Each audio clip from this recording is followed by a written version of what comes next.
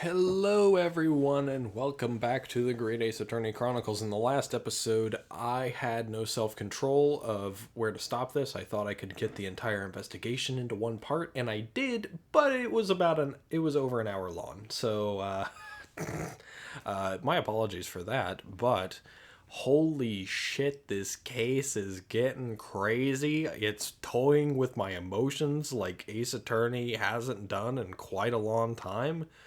I think the last time I felt this emotionally charged for a case was, I think it was probably case 5, technically the last investigation in Miles Edgeworth Investigations 2, which I'm not going to spoil, but you should go play that game because it's fucking amazing.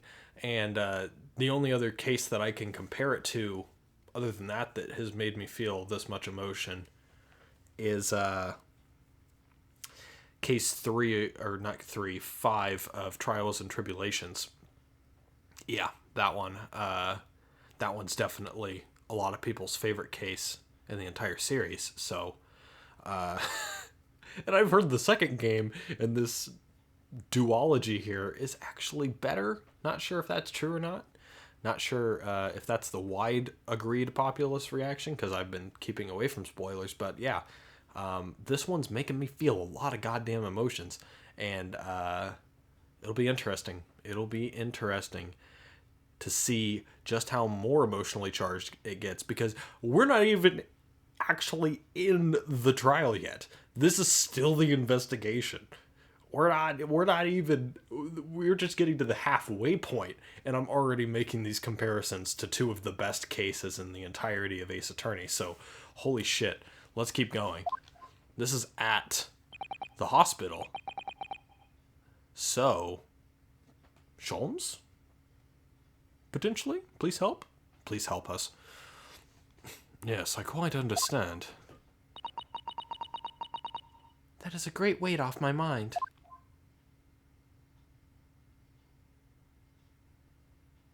Yep, Sholmes is awake. Rest assured, I shall put everything in place, exactly as we have discussed. Thank you so much.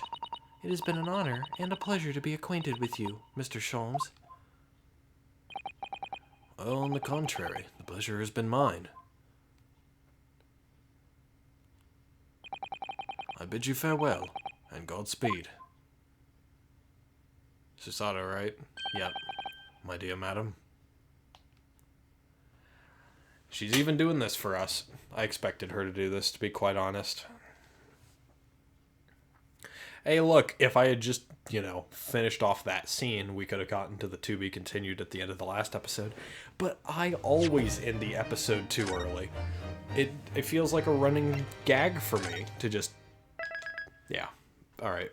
But, holy shit. I'm assuming that Sholmes is going to be our partner in the trial tomorrow. Hopefully. I wonder if we're going to be able to do a great deduction. What if we do a great deduction in the middle of the trial? That would be insane. I would love it. I would love it. When I awoke the following morning, Susato-san was already gone.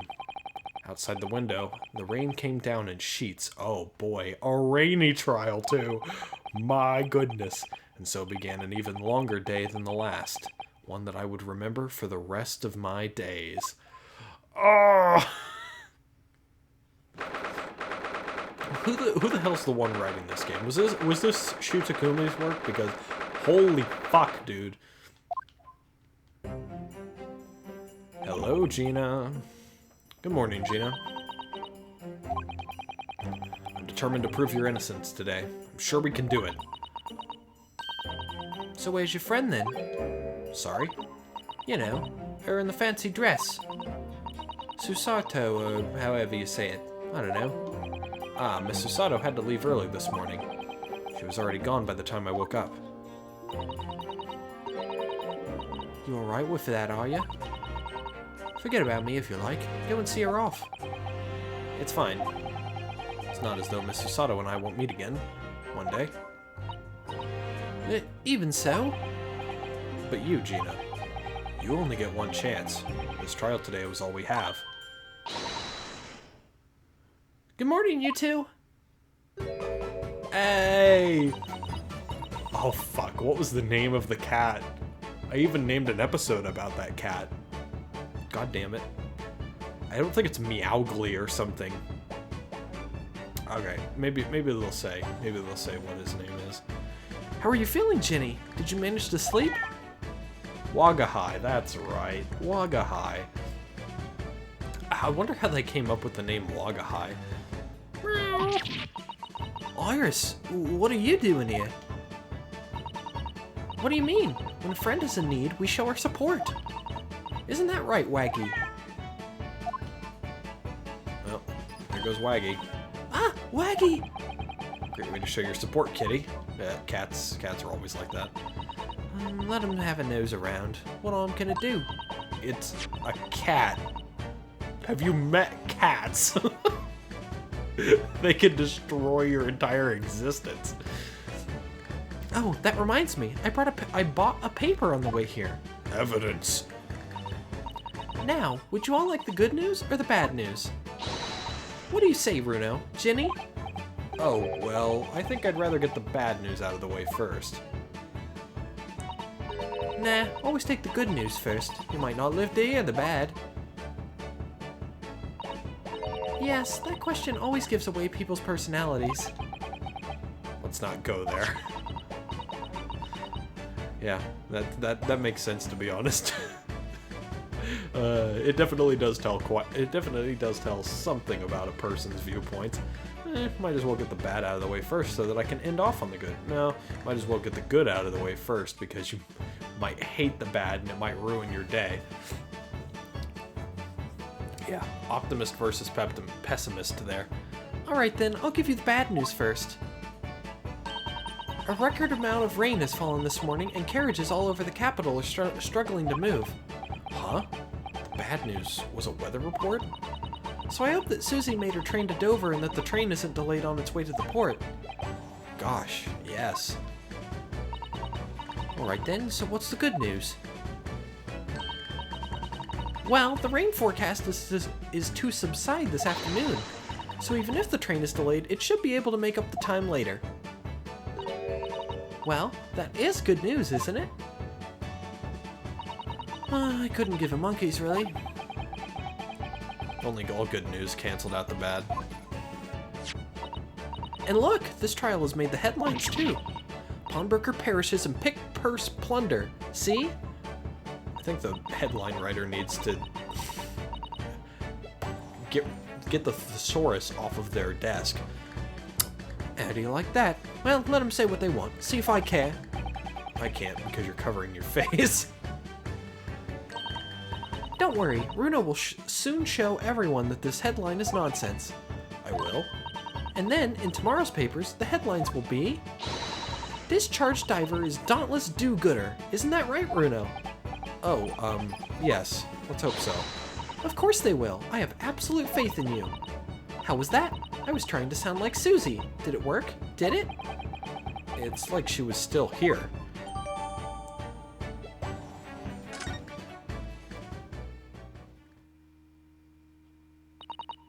Good luck then, Bruno. I'll do what I can. Huh? Obviously, I don't know the law like Susie does, but still.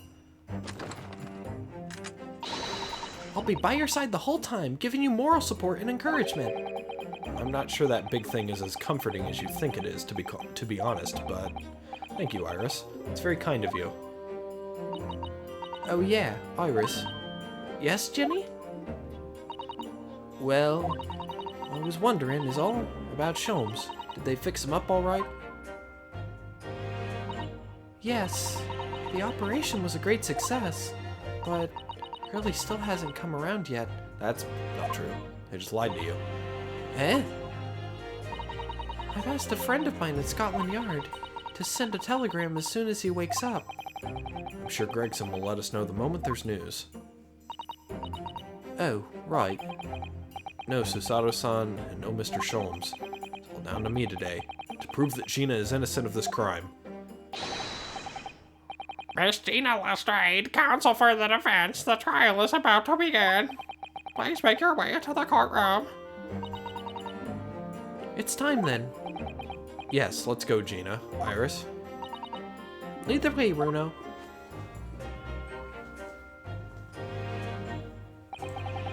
Poor Gina. She's trying to put on a brave face, but I can tell she's worried and scared. I have to believe in her from start to finish. It's the weapon that will secure our victory here. Let's hope I can figure something out so that I don't, you know, lose all of my health in the first minute of the trial like I did in case 3. If I learned anything from my great friend, it's that. Oh. I thought that it was going to continue onwards. My reading comprehension skills aren't the greatest at 9:40 p.m. on a Monday. Oh, Iris is accompanying us. In the name... Oh, God. In the name of Her Majesty the Queen, I hereby declare this court to be in session. This trial shall determine the guilt or innocence of Miss Gina Lestrade. Oops, made the wrong button. I now call upon the counsels for the prosecution and defense to declare their willingness to proceed. The prosecution is ready. The defense is ready. Lord Van Zeeks. Hold on, I need to prepare my voice for this. My lord. Remind me, how many years ago was it that you withdrew from the public prosecution service? It was some 5 years ago, my lord. Yes, and 2 months ago you resurfaced somewhat unexpectedly, and here you are again today.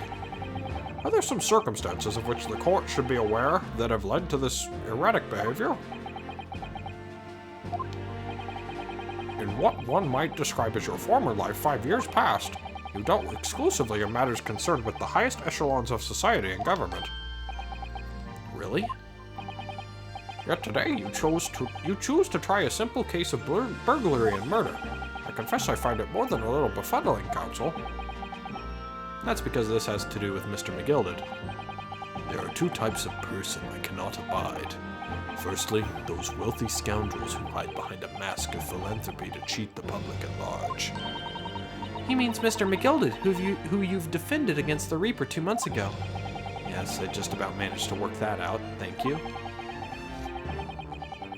Miss McGilded, if I'd known what a monster he was, I never would have defended him. And secondly, even more loathsome. Those wily scoundrels who masquerade as allies only to effect total betrayal in the final hour. In other words, the confident tricksters from those tiny islands in the Far East, the Nipponese. What? Did he really just say that? So he's blatantly racist now? He means you now, Bruno. I actually managed to work that out too. Thank you, Iris. Total betrayal? What are you talking about? That torrid look of hatred in Lord Van Zeek's eyes. Was that directed solely at me? Or was he talking about all Japanese people? Probably something that he's had trouble with the Asogi group. An alarmingly scathing explanation, Lord Van Zeeks. Still, the judiciary welcomes the return of the so-called Reaper of the Bailey, feared by all London's malefactors. Your lordship is too kind. Now, jurors, the 6 of you have been selected at random to represent the will of the people in this trial.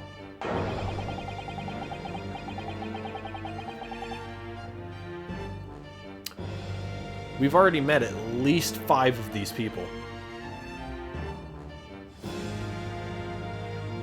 What the fuck? Why is he in a doctor's outfit now? And I don't know juror number 3, which makes me suspicious of him. It feels like they've all changed professions except for the maid and, you know, the man on the left. I forgot his fucking name. Garadeb? Garadeb. It was Garadeb. Are you ready to hear the evidence placed before you and determine the guilt or innocence of the defendant? Former Lieutenant Army. I can't fucking remember these people's voices. It's gonna suck. Former lieutenant in the British Army, didn't you know? Chaps like me were always born ready. Clean crockery, clean cutlery, and clean conscience. His lordship's motto is very appropriate here, I think. Oh, that's why you're here. Everything will be stereoscopic in the future. Absolutely, absolutely everything. And I'm ready for it. I don't understand it. I can't have left it in here. It's not possible. But could I have? Women indispensable in society. Stop. Female-centric future awaits. Stop.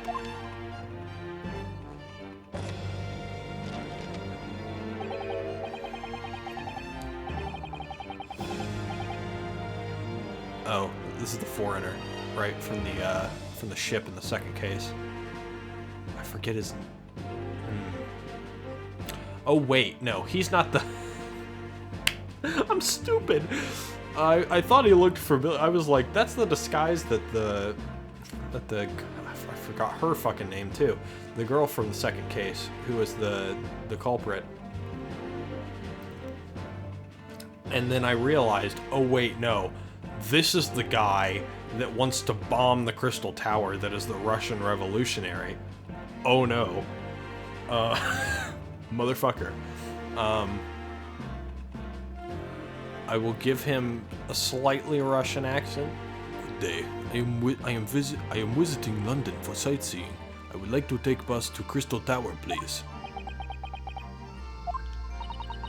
Is something wrong, Bruno? Oh, not exactly. It's just... I'm fairly sure I recognize these jurors. Almost all of them, in fact. Really? Funny coincidences like that do happen from time to time, don't they? Yeah, like budget cuts, so that the character designers don't have to come up with any extra bullshit. But it is quite strange. The jurors are chosen at random from London's 6 million inhabitants, you know. So I've been led to believe, but something tells me I'm being duped. I think so too. Very well. Now, Lord Van Zeeks, the court calls upon the prosecution to introduce the facts of the case. I was actually called upon for jury duty once, despite only being in my early 20s, and I got out of it because I was out of state at the time that they were supposed to have me be a juror in court. So I got lucky. As you wish, my lord. Allow me to begin with a word of warning to the ladies and gentlemen of the jury. In short, there has never been a more self-evident case of cold-blooded murder. The victim, Mr. Pop Windibank, proprietor of a pawn shop on Baker Street, was shot from behind and died instantly. The prosecution presents this photographic print of the crime scene.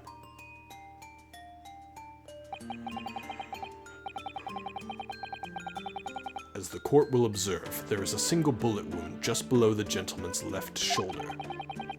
The evidence suggests that the bullet pierced the man's heart, resulting in near-instant death. Is that so? Moving on to the findings of Scotland Yard's coroner, his report states that the bullet entered the body on a rising diagonal trajectory. That tells us that the shooter was below him? And what's that supposed to tell us? It means that the victim was likely shot by someone significantly shorter in height than himself. Someone like the accused, you might say. Oh! The prosecution wishes to present the autopsy report and crime scene photograph as evidence, my lord. Indeed, the court accepts. Hand them to the bailiff, please. Alright.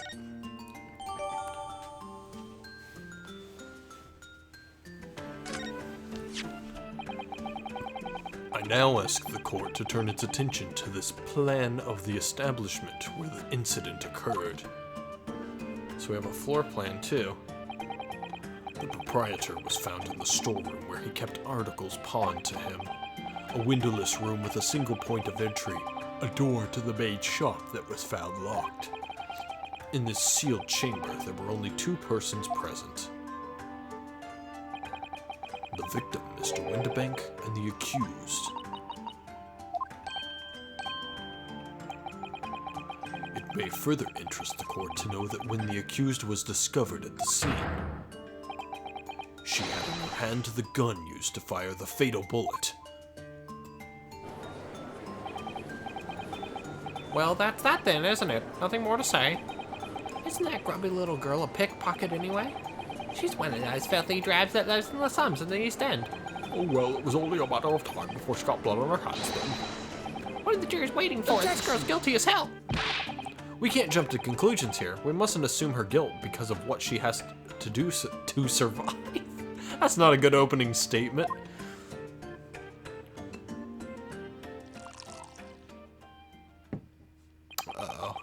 My learned Nipponese friend, it is you who mustn't jump to conclusions.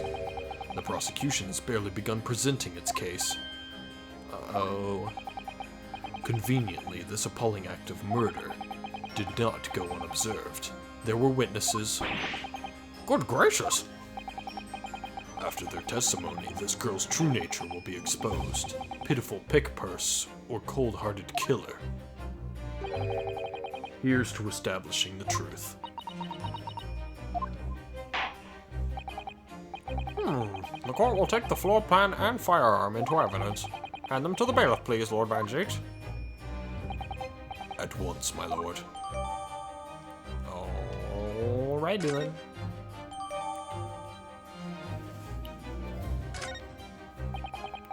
This isn't good. Well, let's check everything first that we learned. So let's first check this, because we haven't checked this. Case summary. Victim found deceased on the last scheduled omnibus of the day after a stab wound to the abdomen. Details of victim. Mason Milverton, male. Occupation brickmaker. Domicile East End of London. Interesting. Same area that Gina was from. Trial summary. Defendant Magnus McGilded. Prosecution attorney Lord Baron Van Zeeks. Defense attorney Ryunosuke Naruhodo. Conviction was assured with 3 eyewitness testimonies. However, a surprise 4th witness's testimony resulted in acquittal due to insufficient evidence. I think the East End of London part might be interesting. Let's check more about this paper. What do we have on the back here? There's a sensational story lower down the front page as well. Look. Ministry Mole. Classified secrets may have been leaked overseas from Ministry of Justice. For a 10-year-old, Iris certainly has her finger on the pulse of world news. It's about secret communications between Great Britain and its allies. Apparently they're being intercepted by hostile nations. Communications are being intercepted, but how would somebody be doing that? That's the question, isn't it? I've come up with 3 different possible methods so far. Are you looking for a new career, Reno? No, of course not. I wonder, perhaps this is what Lord Strongheart was talking about yesterday. Yes, it could be, and it could explain why he has Gregsy running from pillar to post at the moment. Interesting. Government secrets being leaked to foreign agencies. Well, we do have one of the witnesses up there.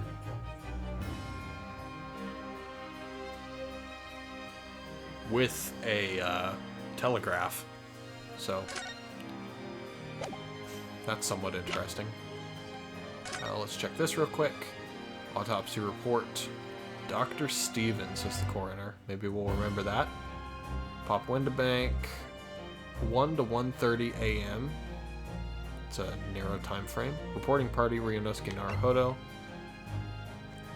Post-mortem findings, a single bullet wound in upper half of victim's back. No other visible signs of trauma. Instant death from a posterior anterior bullet wound to the heart. The bullet entered the body from the back on a gently rising diagonal trajectory. So you weren't much shorter. Interesting. Yeah, that's that. That's that. And then, of course, we're going to examine this gun. Check to make sure that there was only 1 bullet inside. This is Mr. Windabank's gun. The cylinder is completely empty. Mr. Windibank always used to keep this gun to hand on his shop counter. Yes, but only ever with a single bullet loaded, I understand. That's right, to keep all the pawned articles that were in his care safe. But his one bullet was fired that night, and the poor man lost his life. Was he protecting his shop, I wonder? Trying to keep the articles safe? No, that's the thing. They know it was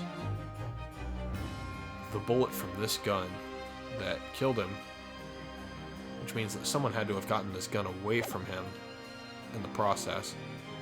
In which case, there's an extra bullet at the scene.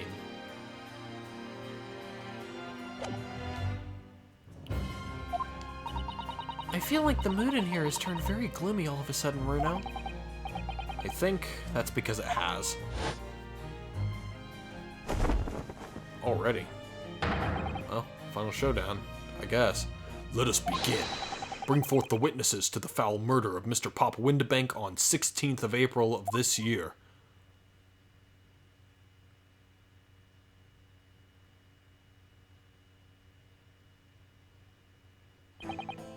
So I got Tweedledee and Tweedledum and Gregson. Witnesses, state your name and occupation for the court.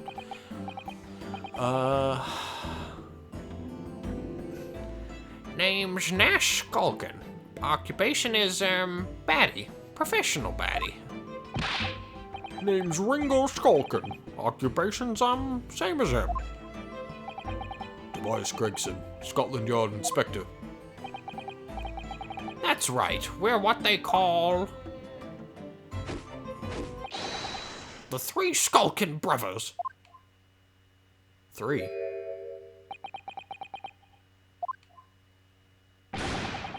What are you looking at me like that for? Don't let me in with you lot. God blimey, that's cold. Don't you know what we're going through? It's our older bruv. Lost contact with him we have, so we're scouring every shady corner of the capital. And then last night we came across you, the very spit of the bloke. Ain't that right, Ringo? He is, Nash, he is. The very spit of him. So we decided that there and then what we was gonna do, we was gonna call you Big Bruv Skulky. Come on, leave it out, you two. Skulky Skulkin? Or Sulky Skulkin. And that's before he's run out of chips. Well then, Inspector Sulky Gregson. Begging your pardon, my lord, but the name's Tobias. What I would like to know, Inspector, is what you are doing in the witness stand. The Skulkin brothers are currently under arrest, my lord, on suspicion of theft. Thieves, are they, these three? No, my lord, begging your pardon, but please don't lump me in with this lot. 2 nights ago, these brothers illegally entered an establishment with intent to burgle. And in the course of their nefarious activities, they became embroiled in a far more sinister crime. By Jove, you mean to say, what an extraordinary coincidence.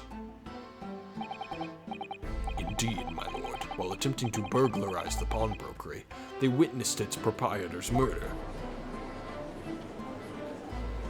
That is a box that person is standing on. Order. The various trespasses of these brothers is not the subject of today's proceedings, though they will naturally face trial in the very near future.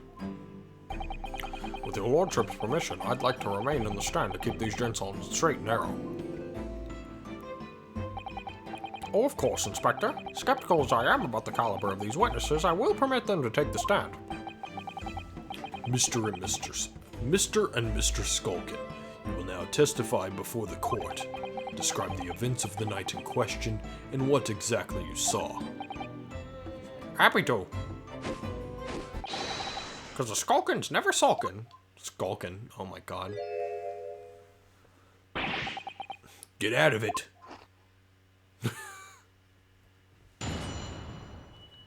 3-man comedy duo. 3-man comedy duo. That makes sense. I'm great at this. Illegal entry. We was walking down Baker Street in the small hours, and the gaff's door was ajar, see? It was like some kind of sign, begging for us to go in, it was.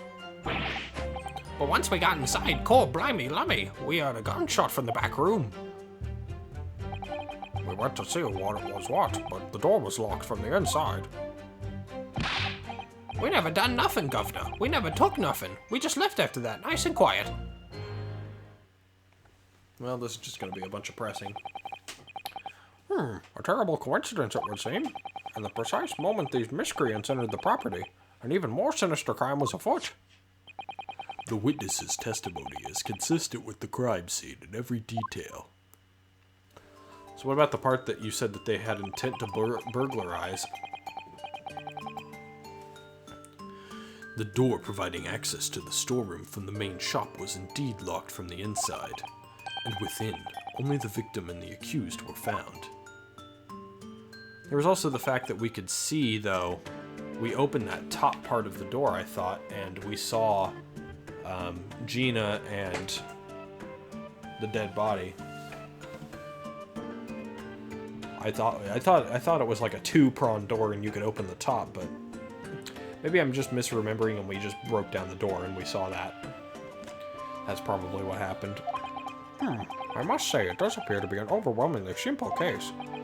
Still, the defense may cross-examine the witnesses now, of course. Counsel, if you please.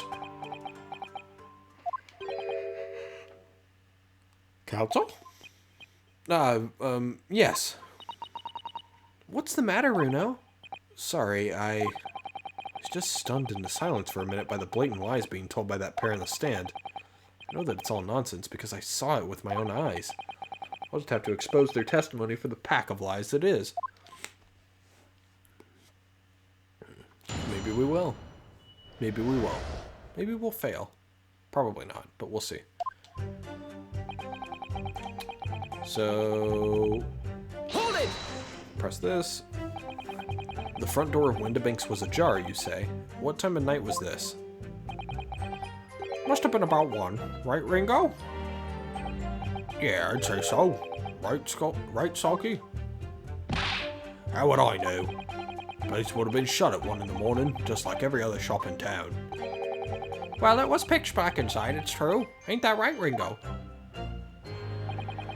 I'm not sure, Nash. I seem to remember a little light burning inside. What about you, Sulky, me old mucker? Leave me alone. There definitely was a small lamp burning inside. That's what alerted us to the situation in the first place. And when these gentlemen ventured into the open establishment, the accused, Miss Gina Lestrade, already had the muzzle of her gun trained on the unfortunate victim. That is pure conjecture. Huh, perhaps, but it changes nothing. These brothers inadvertently wandered into the middle of a cold-blooded murder, simply because they found the door of the victim's establishment open and ventured inside. Right, that's what happened.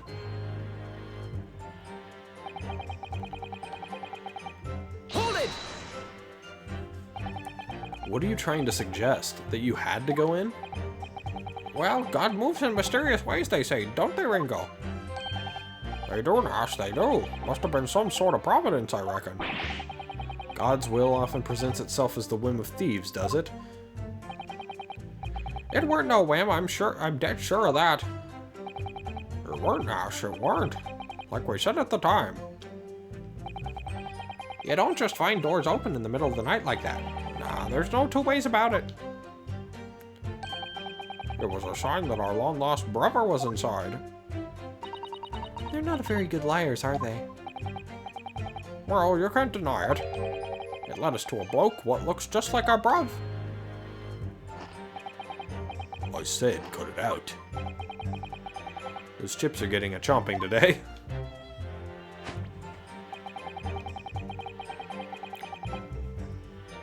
Hold it! Did you hear a gunshot from the back room? A gunshot, you say? Just the one? Are you sure about that? Yep, just the one, Governor. I can swear to that. It was, Nash, it was. Ain't that right, bruv? The firearm used belonged to the victim himself. Yes, Mr. Windibank always used to leave his gun lying around on the counter. Right, I remember. When we examined it, we found the revolver was completely out of rounds. That makes sense. Mr. Windibank always used to say he only ever kept a single bullet loaded. That's true. I remember him saying that as well. But was that the case at the time of the crime? So we can say with considerable certainty that only a single round was discharged from the firearm used as the murder weapon. Yes, my lord, we can. And I should remind the court that the firearm in question was discovered in the hand of the accused. Wonderful.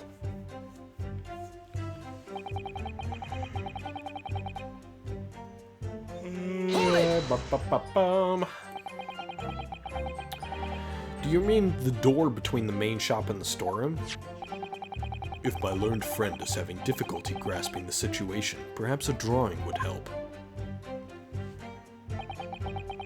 Excluding the shop's entrance from the street, there is only one other door, that of the storeroom. Of course, there was only a little oil lamp burning, not much to see by. And the door was hidden behind a curtain and all. That's right. When we arrived, the door was mostly obscured by the curtain. Tell me, why exactly did you try to open that door? Any normal petty thief would run at the sound of a gunshot, I should think. Oh, well, your turn to rabbit, Ringo. Well, Nash, yeah. I suppose you'd have to say we ain't normal, eh? Broadly speaking, humans respond in one of two ways on hearing a gunshot or scream. The timid flee, gripped by fear, while the courageous investigate to see if they might help. These gentlemen are of the latter inclination. My learned Nipponese friend, it would seem, is of the former. Alright, somehow I just proved that I was a coward that night. Thank you, counsels. So, I believe we all understand that the door was locked and could not be opened. Proceed, witnesses.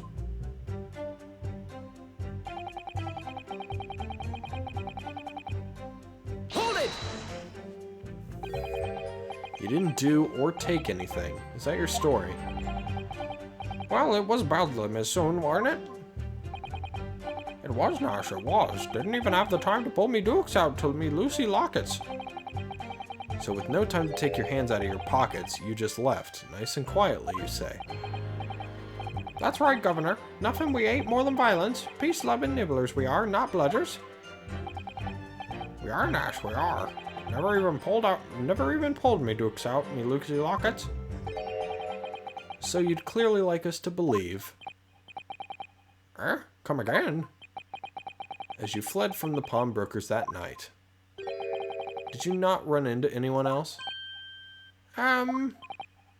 And did you not fire a gun at that person? Saints alive, they fired a gun, you say? Ah! Blimey, Governor. You ain't telling us. It was you in the doorway. Oh, you gave it up. And, well, because they gave it up, we're going to try and nail them on something else. Probably with more testimony in the next part. That's going to be it for this one. Thank you guys very much for watching this part. Probably going to record one more, and then that's going to be it for the night. But yeah, once again, thank you guys very much for watching. I will see you guys in the next part. Leave a like if you like the video.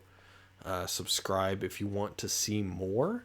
And yeah, just give me some feedback, because nobody's been giving me any feedback on these videos yet, so I would appreciate it. Thank you guys for watching.